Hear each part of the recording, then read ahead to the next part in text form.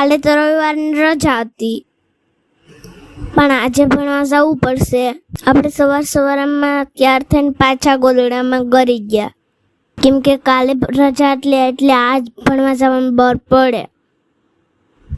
એટલે મમ્મીનો અવાજ આવ્યો કે જાનવી નાસ્તો કરી લે, ભણવા જવાનું મોડું થાય.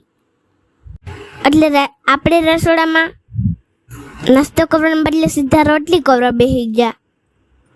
મારે રોટલી કરવી બહુ જ ગમે હો.